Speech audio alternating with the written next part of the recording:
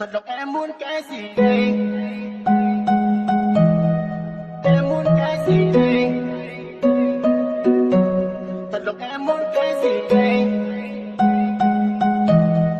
Em muốn cái gì đây? Em muốn cái gì đây? Về đi, yêu làm chi, buông rồi đi đi người ơi. Đừng bận tâm thêm làm chi, thôi hoài nghi nhau nữa đi. Chẳng cần nói nữa làm gì, ai không tin ai nói dối. Chẳng lẽ cứ phải giận hờn khi chúng ta biết rằng yêu. Yêu thương thì ghen, ai chẳng ghen đâu người ơi.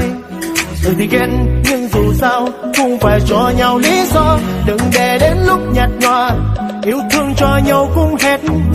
Thì cứ nói một lời, em muốn anh phải làm sao. Thật lòng em muốn cái gì đây? Em muốn cái gì đây? Em muốn cái gì đây? Sao lại nhây nói thật nhiều như thế? Em muốn cái gì đây? Thật lòng em muốn cái gì đây?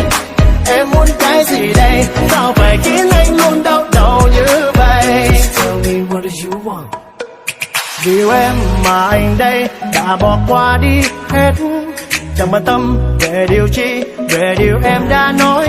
Vậy mà người cũng chắc có biết đâu, vội vàng hơn trách ghé nhức đầu. Xem đi em mấy ai trên đời được như anh đây.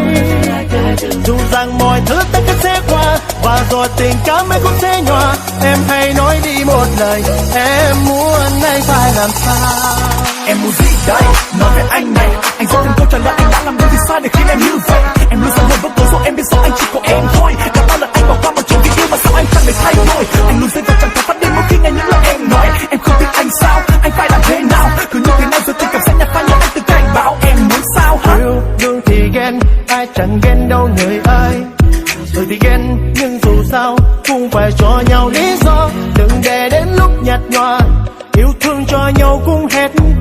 Thì cứ nói một lời, em muốn anh phải làm sao. Thật lòng em muốn cái gì đây? Em muốn cái gì đây?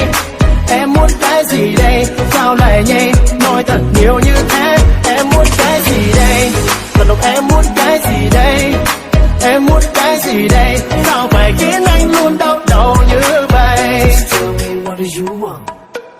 Vì em mà anh đây đã bỏ qua đi hết.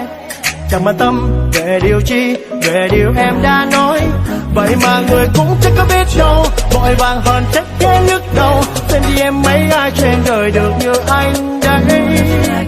Dù rằng mọi thứ tất cả sẽ qua, và rồi tình cảm ấy cũng sẽ nhòa. Em hãy nói đi một lời, em muốn anh phải làm sao. Em muốn cái gì đây? Em muốn cái gì đây? Em muốn cái gì đây? Sao lại nhây nói thật nhiều như thế? Em muốn cái gì đây? Thật lòng em muốn cái